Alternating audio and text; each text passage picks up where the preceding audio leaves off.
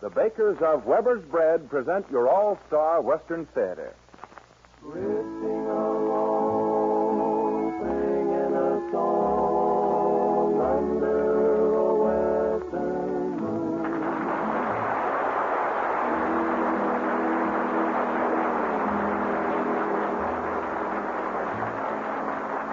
From Hollywood comes your all-star Western Theater, starring America's great Western singers Foy Willing and the Riders of the Purple Sage in music, song, and a story of the wide open spaces. My name is Cottonseed Clark, and here are the Riders of the Purple Sage.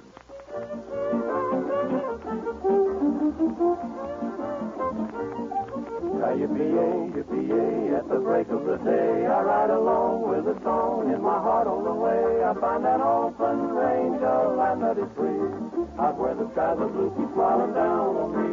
When the sun goes to rest on the rim of the west, the moon above will return and the campfire will burn. To the stars above I'll sing of my love with a sage-bright symphony.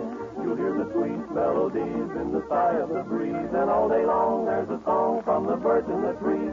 When the stars come creeping into the sky, a lonely prairie lobo sings a lullaby. You hear the call of the wild in the twilight beguiled. You hear them blend at the end in melodious style. When the echoes fade, this sweet serenade is a sage-bright symphony.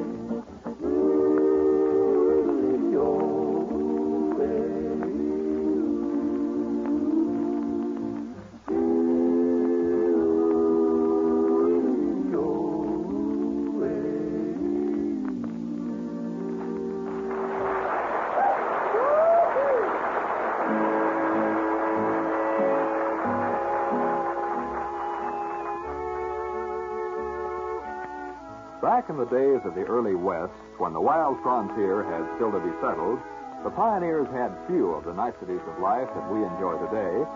But one thing they shared in common with modern Westerners was love of good food. That's one reason why Weber's Bread is so popular with Southern California families. Weber's Bread is good food. Well mixed and well baked, Weber's Bread has a firm, even texture, a golden brown crust, and a distinctive flavor enjoyed by young and old. At breakfast, lunch, or dinner, Weber's Bread appeals to the eye and satisfies the appetite. Next time you go shopping, try Weber's Bread and try it. Your entire family will enjoy Weber's, the good bread in the blue gingham wrapper.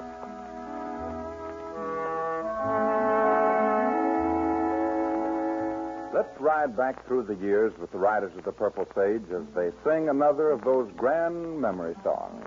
From their saddlebag of familiar old Western ballads comes Wait for Me, Mary.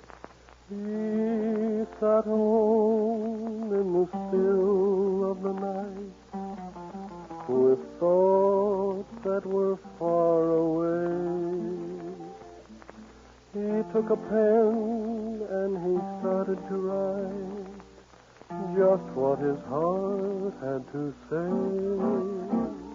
Wait for me, Mary, till the world will smile again, till a smile can style again, and a dream's worthwhile again. Wait for me, Mary, by the moonlit garden gate, where my heart and I would wait for you.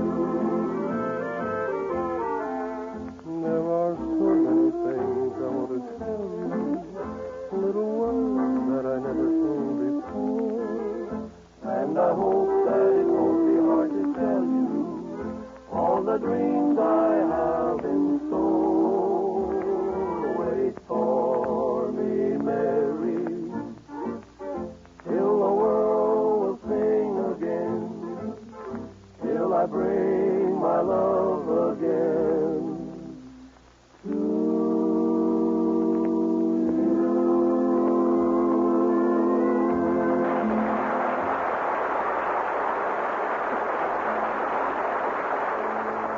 And now let's join our men of the West, the Riders of the Purple Sage, as they go drifting along toward another of their weekly adventures.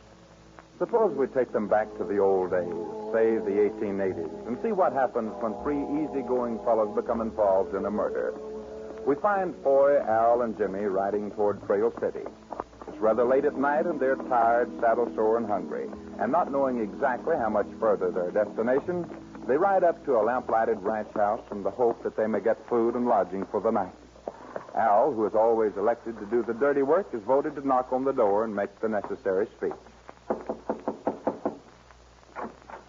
Yes? Howdy, ma'am. I wonder if, hello. Yes? What was it you wanted? Well, ma'am, me and my two buddies are looking to get something to eat and to be put up for the night. That is, if you'd let us pay for it. Well, I suppose so. Just a moment. Bob! Yeah, Jane, what is it? This gentleman and his two friends would like to put up for the night. We'd be mighty much obliged if you could feed us and give us a bunk for the night, friend. We're willing to pay you well. Well, I reckon it'd be all right. Never mind about the pay, though. Be glad to accommodate you. Oh, we'd sure appreciate it. It's been 8 or 10 hours since we've eaten, and our horses are mighty tired, too. Well, glad to help. Glad to help. Have your friends come in, and we'll stir up some food first. Well, thank you. All right, boys, come on in. Good. Right with you. Coming. I'll get something ready to eat. It won't take me long.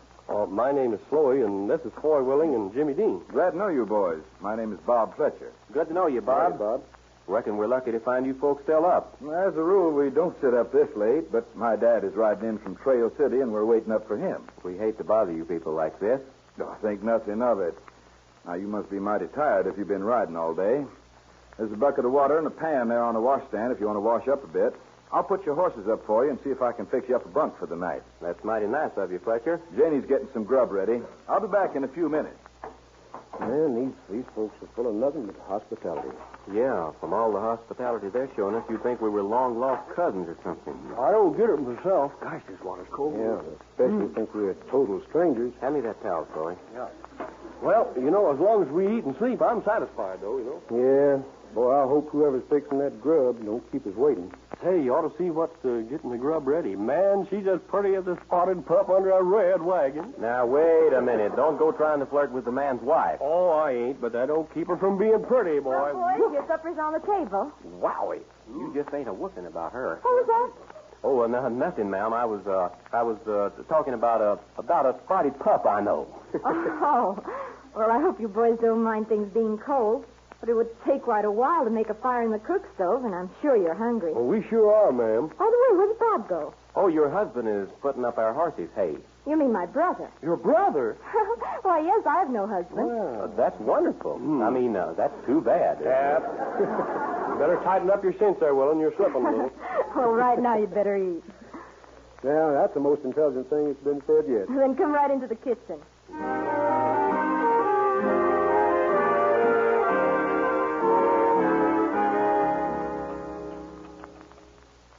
Miss Jane, this grub is nothing short of the best in the West. I'm glad you like it. Here, have some more turnip greens.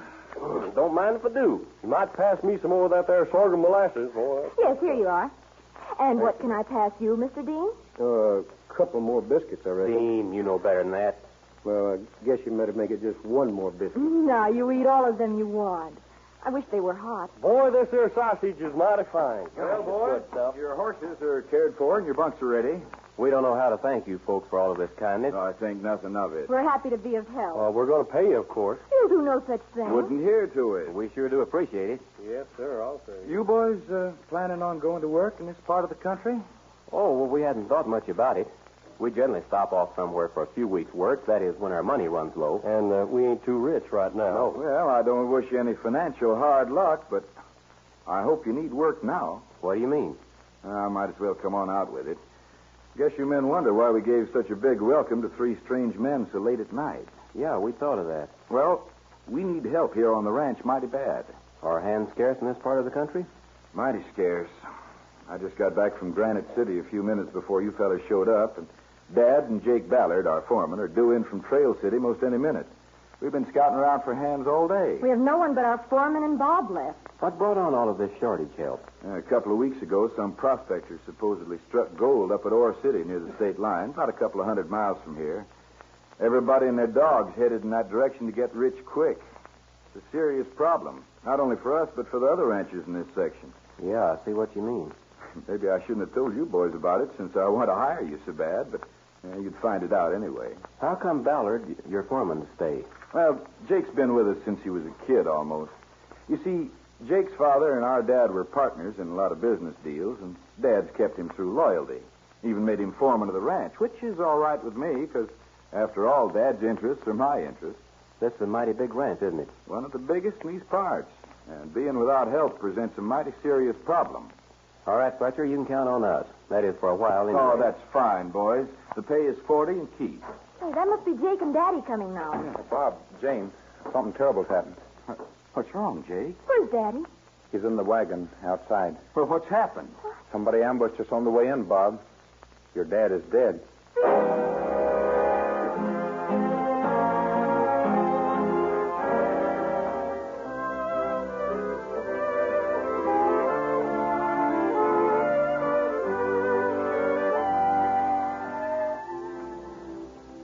Well, Bob, I know how upset you and Miss Janey are.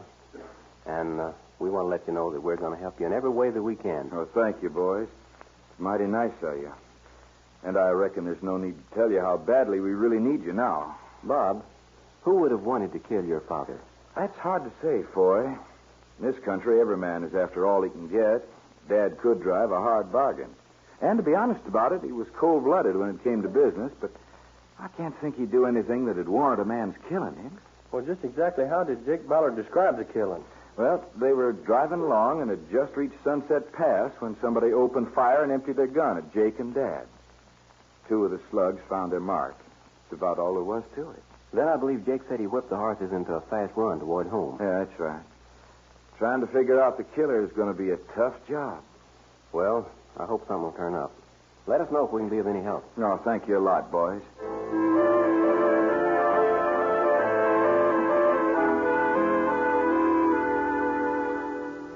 You know, there's something mighty strange about old man Fletcher's death. Now, don't tell us you got it all figured out. Yes, I have. Now, ain't that nice? Now you're going to get us mixed up in something that's none of our business. Well, who do you think done it? Jake Ballard either killed him or was in cahoots with the man that did. Are you crazy? Ballard was just like a son to the old man. Never mind what he was like.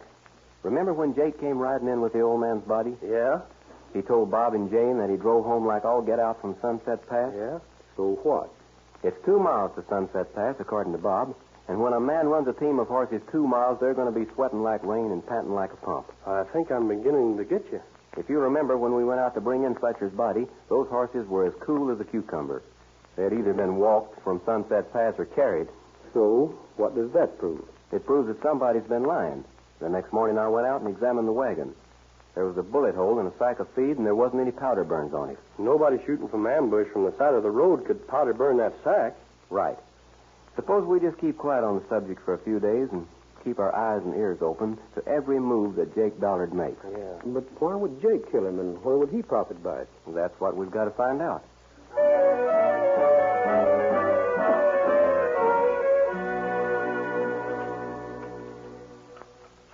I got word from Lawyer Simpson today, Jane. He's back from the capital. I suppose he's heard about Dad's death, then. Yeah, said he was going to drop out to see us day after tomorrow on some business. Well, maybe he can throw some light on who might have had reason to kill Daddy. I hope so. Been giving me a lot of worry. The table is ready. You can call the boys. Okay, Janie. All right, boys, supper's ready. Jake said he had something he wanted to discuss with us at supper tonight. I wonder what's on his mind. Hope he's not wanting to quit. Well, come on and sit right down, boys. Everything's ready. Thank you, Miss Jane.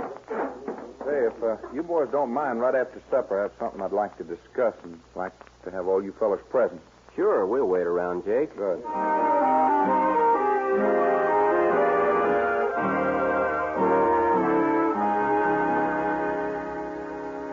fine cooking, I'm telling you.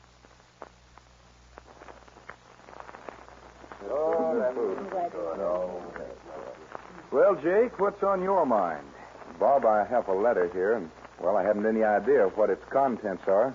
It was given to me by your father a couple of months before he was killed.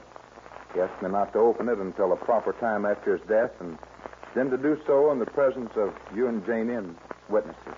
I can't imagine what it's all about. Neither can I. Maybe it'll throw some light on who the killer is. Well, let us hope so. Miss Jane, I'm going to suggest that you break the seal and read it to us. I'd rather Bob would do it. All right, Janie.